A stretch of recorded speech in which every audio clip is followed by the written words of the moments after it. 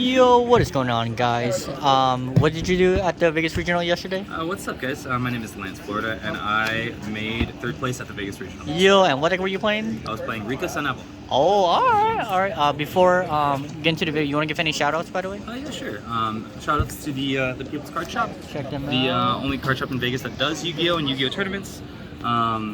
And everyone that goes here because I love everybody. Yep, sounds good. Alright, we can get started with the profile. We'll start with the monsters. Very standard. We got 3 Sunseed Genius Loci. The combo starter of the deck, and anything else that gets into this is just like insane. The best vanilla in the game. And then it's what it's usually paired with. Hey, what's up? What it's usually paired with, the Sunseed Twin. Moving on to the Rikka monsters, we have 3 Petal.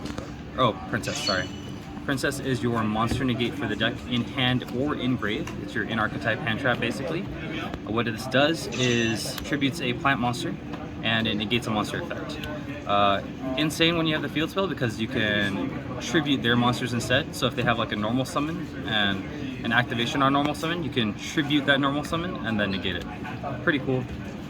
Moving on to the next, we have 2 Mudon. Mudon is your spell and trap searcher for the deck. Gets you to the field spell usually. That's what you want to search off of it. Anything else if you already have it too. 2 Petal. 2 Petal, we wanted to try this out for this regional just because you have a lot of normal summons in the deck, and I saw that a lot of people were cutting the 3rd one, and I kind of agree with it now that I tested it out. You can get to this in so many ways. You have 1-for-1, you have Jasmine, you have Rikka Glamour. You don't need the 3rd. You're not going to miss it. I never missed it. Onto the 1-ofs. We got the 1-of Lily Borea. A lot of people were asking me if I played the full Therion package. No, I only played the Lily Borea. I don't play Regulus anymore. I don't play Discalcium. That package plays heavily into Droll, which I played around so much today, or yesterday. Especially with this. So Petal can either add or send to grave, and I found myself sending to grave more than adding, just so I could play around it. So you send this usually. So you can have this live to negate any Drolls or maybe even a Nib. Playing around hand traps was what I did the most yesterday. Borea, the 1 Snowdrop, just because you still need it. I like pairing these 2 to search off of Glamour. It's pretty insane. This is easy access to Teardrop. Level modulator of the deck, you can make level 4s, level 8s. If you play any of the other XCs, you can make whatever level that you want. 1 Primula, just because you need her. Triggering her effect is kind of like Noctivision and Dragon Link. So if you have tributed a monster, you can chain, or if you tributed a monster, right, she triggers to summon. So like let's say you summon a Snowdrop, you've tributed to activate her effect to summon, on summon, and then chain to special. Next card in the deck, another 1-of Lone Fire Blossom. You just need it. It's another name for any plant. Access to seed, access to whatever you need. And then the spice card for the main. Cactus Bouncer. Cactus Bouncer is a Majesty's Fiend? No, Vanity's Fiend. Is a Vanity's Fiend for the deck. Neither you or your opponent can special summon monsters. You can do everything in this deck full combo off of Unexpected Die. So if you open Die and you open this, or you search this, then you just normal summon it at the end of your combo. It's kind of like the cherry on top. The only reason I played this in the main was because I felt like with Kashtira being on the chopping block for the ban list, I felt like a lot of people would play it at least like one last time, you know? So I felt like the presence was going to be pretty heavy for Kashtira, and I felt like I was pretty okay with that presumption because I played like 2. And I used this against 1 of them. This was like the nail in the coffin. Moving on to the monster hand traps, we have 3 Droll. Best hand trap in the format. Almost every deck searches right now. So you just do this to Kashtira, you do this to Super Heavy, and it's like FTK. 2 Ghost Ogre, and 2 Ash Blossom. Very self-explanatory, but the only reason I run 2 is because I felt like they didn't do enough on their own, so I didn't want to see them as much as I wanted to see Drolls and stuff like that. Onto the spells. Best field spell in the game? Rikka Con. If you don't know what this does and you pick it up to read it after you've let it resolve, it's already too late. So this allows you to do so much. All of the Rikka cards usually have a tribute cost. It's an optional tribute cost. With the field spell up, you can tribute your opponent's monsters instead. And that's what I find really busted, because you're not using your own resources to get more resources. You're using your opponent. So this also plays around drill, which is what I love. When you have a face of Rikka on the field, you can set a Rikka spell or trap from the deck, so you get access to your spells and traps. This deck just has so many places to play around Droll. I only got hard drolled twice yesterday out of all my games, and the rest of them I played through them. Wow, you're crazy. Yeah, it was pretty insane. And that's what I really loved. I was like, this deck is busted. So that's what I love about this card. And it's something different as well. Right? On to the next spells. We have Rikka Glamour. This is your Rhoda for the deck. If you tribute a monster, it's a Rhoda for 2, which I find really busted. And people like pick this up and they're like, okay, search 2. I find that people will usually ash this, and which is incorrect. I mean, it's nice. You get 2 cards, right? So you would think that it's the primary ash target, but you can play through so much. This is just bait, honestly. But if I do resolve this, then I get so much more. Unexpected die. I really want supers. This summons your vanilla. Summons Loki from the deck. If you use this and you start your combo with this, you're gonna end on an insane board. Next up, 2 sewing. I've been running 2 sewing since Marcus Patel won the European Nationals, and I think it's still correct, because you don't want one of these to get banished or anything. You still want this later in the grind game, and if you open this in a normal summon, it's kind of okay, because you can still kind of pseudo combo. The next 1-for-1, basically another copy of One Expected Die, except you can summon Rikka Petal off of it.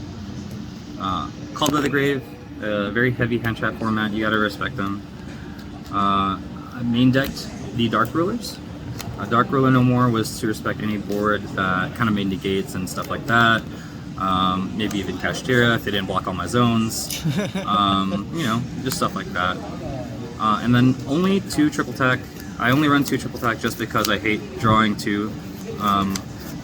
In my testing, I played 3 and I would find myself opening 2 for no reason, and I hated it. So I just dropped it down to 2, and I saw it enough to resolve it as many times as I really needed. It came in clutch in 3 of my games, 2 against Kashtira, and then 1 against, I think it was against the Mathmech player. And I just ripped out all the outs in their hand that they had. So, not all the outs, one out, but it was enough because it was basically the right one. Moving on to the traps, I have the 2 impermanents and then 1 Rikka sheet. Sheet's awesome. I did this crazy thing in my final match against the Kashtira player where I sheeted their card, their monster. So he summoned Unicorn, and then I had 2 bodies on the board with 2 set traps and the field spell. This was one of them, so I took their Unicorn before he could activate the effect, and then my other trap card was something in the side, but that tributes plants for cost. And then I, since Rikka sheet turns whatever it takes into a plant, I attributed his Unicorn to stop his play. Oh, that's crazy. Yeah. So that's it for the main deck. 40 cards? No, 44 actually. 44, Yeah. okay. I tried to cut some cards, but I just really couldn't find All the good myself cards doing it. need to be in there. They have to be in here. Yeah. Will you change anything about your main deck at all? I think that it was actually pretty solid this time around. Maybe... No, actually. I really liked how it operated this time around. It was really good. Very consistent. I saw everything that I needed. Yeah, I just really loved it. I was having fun at the regional so much. Hey, you can show your side or extra. It's up to you. Yeah, I got you. Next up, we have our extra deck. So for the extra deck, we are playing very standard 3 Sunavalon Dryas. This is the link that you go into when you have Loki. This searches you for your Sunseed Sowing, and it gets your combo going even further. This is just a crazy link one. It heals you for the damage that you take, and then special summons from the extra deck a Sunvine monster. So if they burn you for any reason, and you can heal that damage back and then special summon another body, which you can link off into other things. Sunvine package, we have 2 Sunvine healer, perfect for going into time, even though in all of my games I actually never went into time this regional. Everyone was just kind of like, didn't know what my deck did, so I kind of had the advantage in that sense. But I wouldn't cut it. I really like this. Just in case we do have to go into time, it's like, all right, I can gain anywhere from 900 to 2100 life in a single turn. I rarely have to use that combo where the 2100 comes in, but 900's fine. The one Sunvine Thrasher. Sunvine Thrasher is for the OTK line. The funny part is that I actually, in my final match against the cashier player, I had OTK, and for some reason my mind wasn't all there, and I was just doing full combo to make a board instead of going in for the kill. And I was like, I realized it halfway through my combo, and I was like, oh, okay, I guess I'm just gonna make a board then. So luckily that board just ended up having enough damage to go for a lethal. I was like, okay. I thought I screwed it up, but I was like, no, this is enough damage. Just in case. Right. 2 of the most broken links in the deck. Aromatherapy Jasmine is a search for any plant and a special any plant from the deck. It's busted during your combo because you heal yourself, you get the search, and then you contribute a monster, and you can special any plant from the deck. So one cool thing that I think I ended up doing this regional was I ricocheted into an opponent's monster. I placed it in a zone that Jasmine pointed to, and then I used their monster to tribute and special summon from the deck. Next up, we have 1 Sylvan Dance Peon. Dance Peon is like the last resort, like that you go into. If you see someone summoning this, they're probably just like praying that they mill off something. So what Dance Peon does is that you call a number from 1 to 3, you mill 3 cards from the top of your deck, or excavate, sorry. If there's any plants among those, then you can special summon up to 2 of them. Which is really awesome because you can make so much with this. It also level modulates by targeting a monster in the grave, and the monsters that it points to become the levels of that monster. This came in clutch against my Kashtira matchups. Someone in one of the matches where I got hard rolled, I couldn't get to my field spell, so I made this, and then I just happened to mill into the field spell. So the field spell was in the grave, and I hit 2 monsters that I was able to make a rank 4 with, which is Strenna. Strenna adds back any Rikka card or any plant monster from the grave to the hand. So when I milled that and then I made Strenna, I added back the field spell, and it was like a cheat code through Droll. Yo, and I was like, big okay. brain. I really got lucky in that one. Yeah, hey, it happens, man. Right. Sunavalon Malias. Malias is used for the OTK line and making the big boss monster Bengal Lancer. Bengal Lancer bounces. That's all he does really. He comes back if they send him to grave, and then he gets banished as the follow-up. The Xyz monster now, we have 2 Rikka Queen Strenna. Strenna is just awesome. She plays through Dark Ruler, she plays through just whatever things that like tribute. I had my opponent Lava Golem me while I had a Strenna on the field. I only 2 monsters and she was one of them. And I was like, okay, trigger Strenna? And he was like, oh. And I was like, yeah. So we summoned one of these. And I was just like, yeah, we have another threat on board. Because when you get rid of Strenna, usually the princess that you have in your hand or grave is gonna be no longer alive. So I like to summon this sometimes to keep her alive and have an extra interruption. So you have Teardrop, the Rikka Queen, quick effect, tribute 1 monster on the field. It's just awesome because she gains passive 200 for every monster tributed that turn, so she can get real big. And then 1 Sacred Tree Beast, Tiberton. This is like an Omni Negate for whatever type of material it has. On your turn, it attaches any type of material as per card that you activate. So if you activate a spell, it can attach a spell from the grave. If you activate a trap, and so on. That's it for the extra deck. And then we're gonna move on to the side. I had some really spicy text for this regional. I was looking up a lot of builds from European builds and US builds, and I was really liking like their spicy text in the side deck. So one regret is that I never saw this card that I'm about to show. Oh, no. I really wanted to see it, but I never got to use it on anybody. But it's Spiritual Water Art. Whoa, what is this? This card basically says it's another copy of a Pointer of the Red Lotus. All the Rikka monsters are water monsters, and this says tribute one water monster, look at your opponent's hand and rip a card. Oh my god, that's insane! Yo! So like my thought process was like, imagine if I end on Strenna, which I usually do, I could tribute the Strenna, look at their card, look at their hand, rip a card, and then get the value off of the Strenna because it was tributed. Dang, okay, So, okay. never opened it, never saw it, but I wouldn't cut it because I really want to try it. Plus the hand knowledge as well. Oh, hand knowledge was insane. Triple Yeah. attack was my savior. Oh man. In the 3 of my games, triple attack was like one of the best cards because I got to see what they had.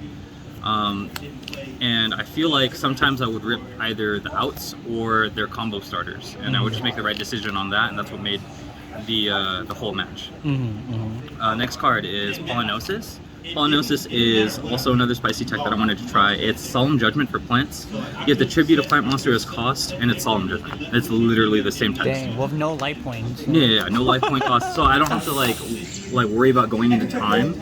I just use my own monsters, tribute Strenna or their own monster. This is what I used in the last match at regional against the Kashtira player. So he summoned the unicorn, I sheeted the unicorn, I took it, and then he was about to summon Fenrir, and it was Fenrir's last monster in his hand because I had triple tacked him. I looked at his hand. And then I Pollinosis the Fenrir. So he was summoning and I was like, negate summon. And that was his last combo starter. So he just passed turn and I was like, alright, going for the kill. Yep. Last traps in the side, we have Evenly Matched. Evenly Matched is still good in my opinion. It used to be in the main. I wanted to just have it just for like back row and stuff like that, but against my only like back row deck matchup, I did not see it. I cited 9 cards against this man. He's sitting right next to us laughing. He's right there. No, not that. To me. No, I'm talking about to me. It's a good thing he won the whole tournament. Yeah, it was a good tiebreaker, I guess. But I never saw any outs to my back row, or to the back row matchup. But I wouldn't cut it. You know, and it's not just for back row; it's for like big boards, stuff like that. Some actual back row removal, 2 cosmic, and then 1 Predaplant Spider Orchid. This is just because it's searchable in this deck. It's a plant. I can search it with Rikka Glamour, pairing it with Petal, Cosmic Cyclone for like anti-spell and stuff like that, and then Kaijus. The only reason these aren't Gamma Seals is because I don't have them. It's okay, it works though, right? It works. That's how he plays against Chester. Exactly. Would you change anything about your static at all, or you like the way it is? Gamma Seals? Gamma But Seals. honestly, I feel like it was pretty solid going into this event. There wasn't anything that I felt was inconsistent or anything like that. The deck performed well, Yep. and I was really happy with it. Thank you. Until I played against the champion. Jameer Brown, you want the one only. But- And was there a time that you want to use thrust at all, or? So I thought about using Thrust before going into the event. I had Thrust, I have a playset. But I just thought it played too heavy into Droll. And my mindset was like playing around Droll this whole format, or this whole regional. So I didn't want to add another card that just adds another card Yeah. to get into nothing. Makes sense. That was my thought process. So instead of playing Thrust, I played Triple Tap. Makes sense. And thank you for getting 3rd place. Congrats. And your boys are before night 2 is signing out. Peace. Peace.